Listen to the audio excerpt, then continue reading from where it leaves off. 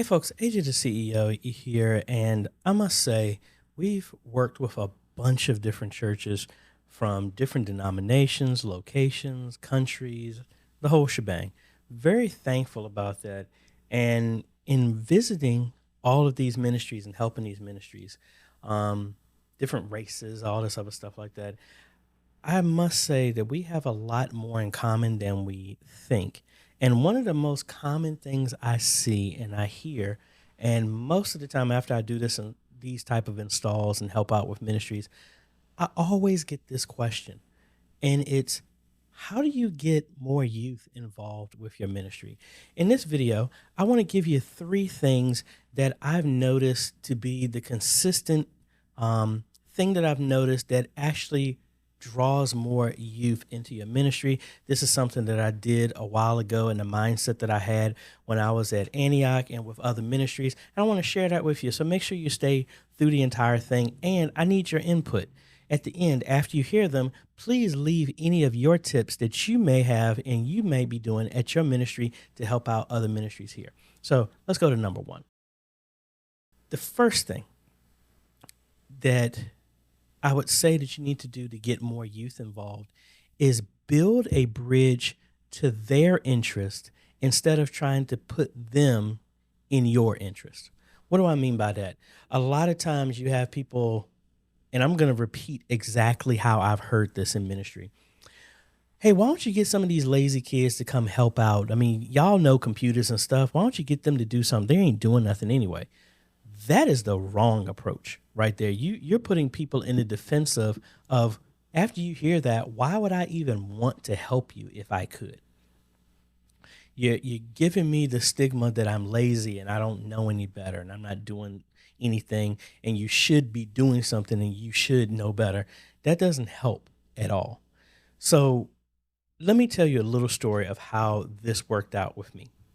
So when I was the one of the musicians and choir directors at Antioch, and then I was making the transition of also being the head of the media ministry.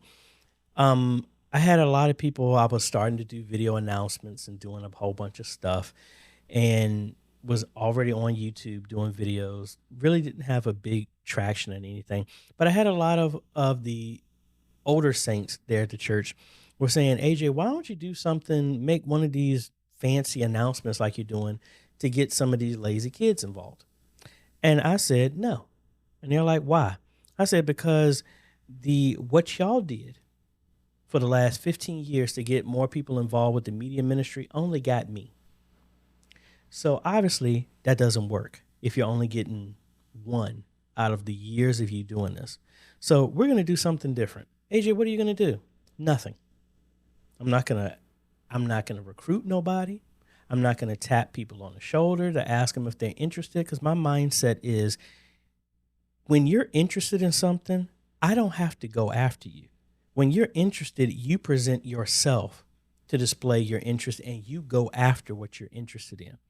Or to hear analogy, it's easier to pull a wet noodle than it is to push one. Meaning that if I have to get you involved, now I have a job of keeping you involved, compared to if you're interested and you take the own initiative, then I don't have to do nothing. You will show up because you're interested. Now, what was my mindset of how I did this? I started just, amplifying the YouTube videos that I was doing, videos to help train my media ministry for repeat videos so they can come if they missed a training video, they can do that. And then I just started documenting what I'm doing. And kids, they're in church, they're not paying attention, they're on their phone.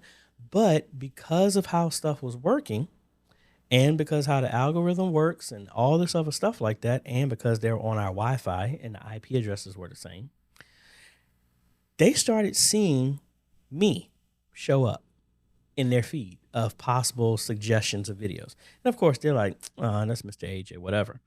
And I do a video announcement in church. They'd look down, they'd hear something, they ain't paying attention to it, but then they look down and it's a video of me talking about church video announcements.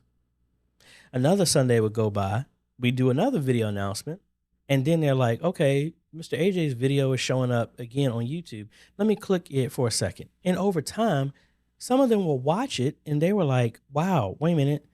All he's talking about on YouTube is what I just saw him do here in church.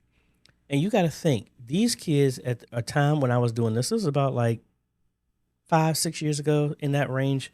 Um, all of them, this whole influencer thing was starting to build up, and this was one of considered, and I think it still is, one of the highest demand careers that kids wanted to follow. So the bridge I did was, Mr.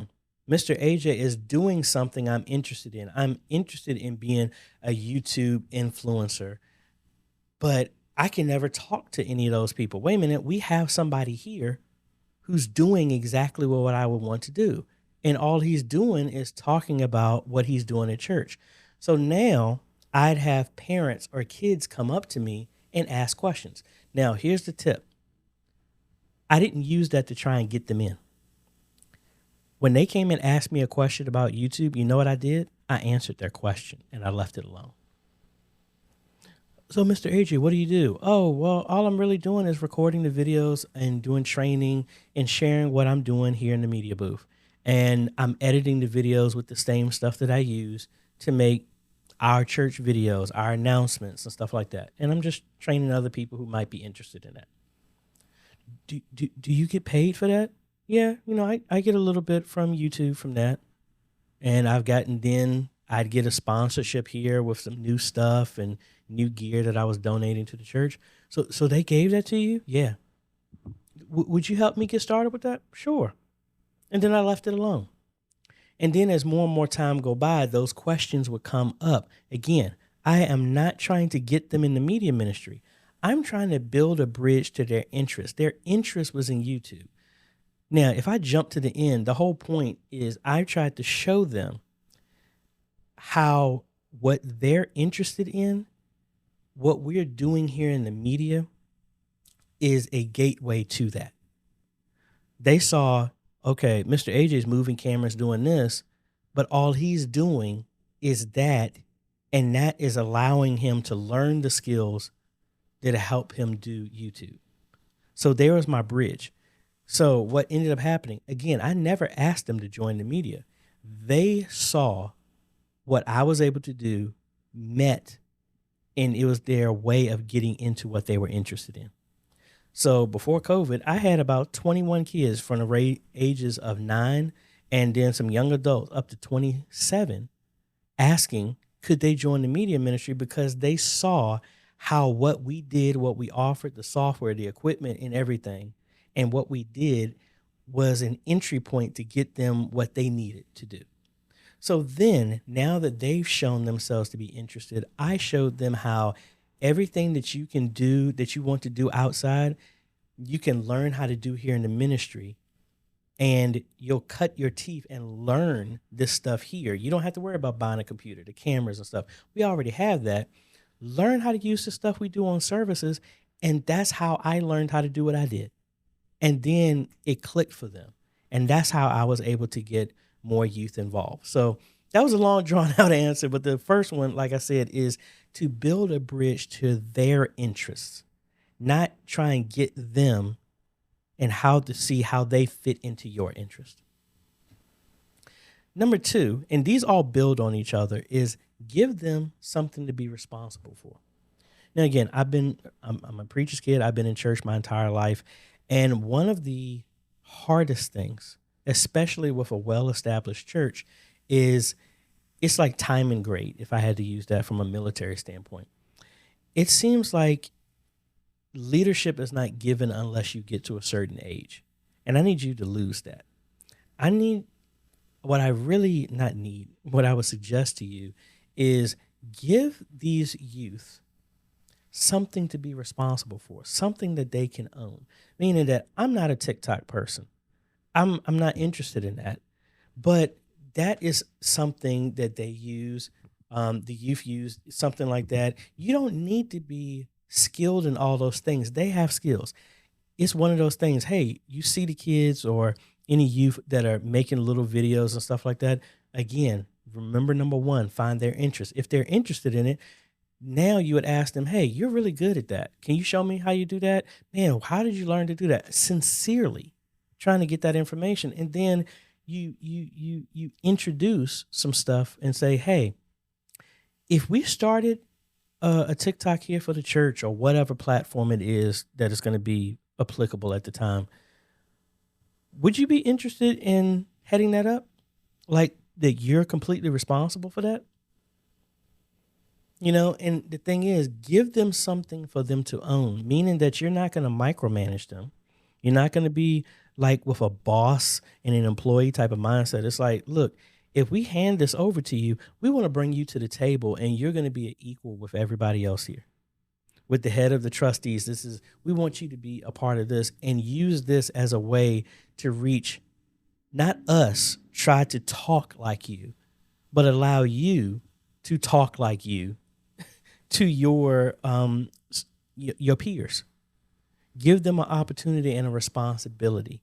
Of course, you need to instill in them that whatever goes on there is not going to degrade or put a stain on the ministry, but allow them to have responsibility.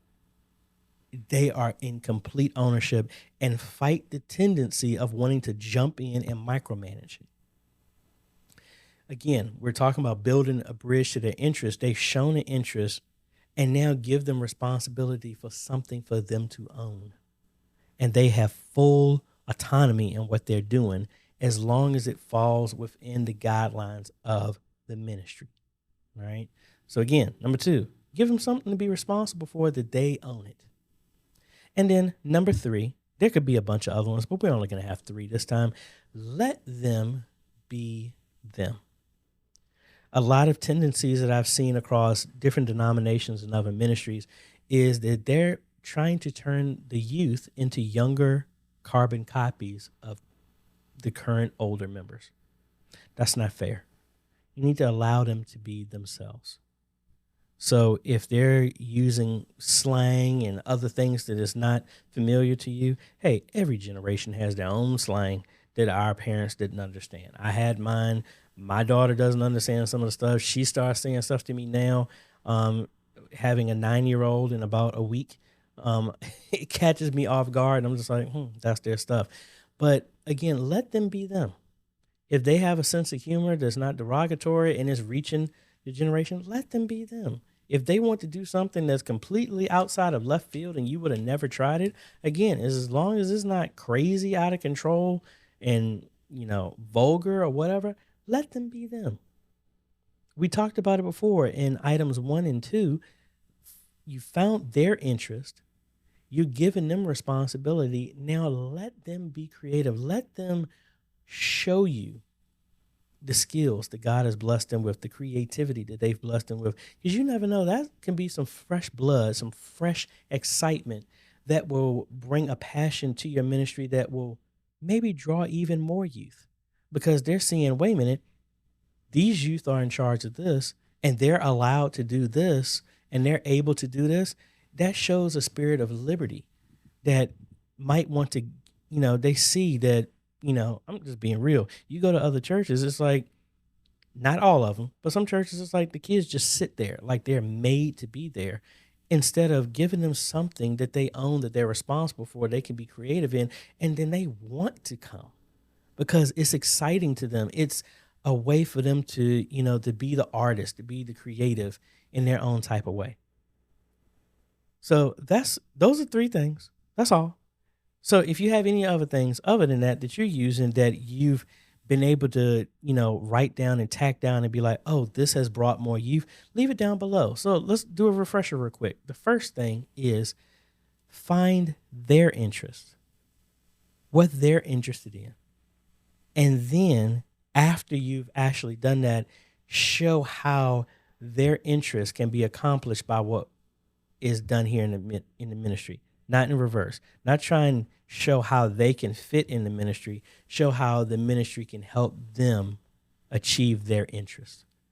And then once they're there, give them something to be responsible for, that it's all theirs. If it sinks or swims, it's their responsibility. Let them have ownership in whatever it is, the capacity that you give, and fight the tendency to micromanage. And then number three, let them be creative. Let them wow you in what they can do. Allow them to show you a whole new world that you would never even imagine. Because that's what's going to give the lifeblood to show that, hey, we're relevant. They're allowing them to reach and speak in a different way that you never could, because you're not speaking to that generation. Let the generation talk to their generation. They know how to communicate way better than you do. So again, I hope that helps. Leave it some comments down below if you have any other thing that you have noticed is working for your ministry. Because again, these comments, these videos are meant to help all of us together. Because again, it wasn't a denomination, it wasn't a race. Every ministry is having this type of issue of wanting to get more youth involved. All right. So if you like this type of content, appreciate a like, consider subscribing, hit that bell. That way you get notified when we come out with other videos to help modernize your music ministry. This is AJ, folks. We'll catch you on the next video. Later.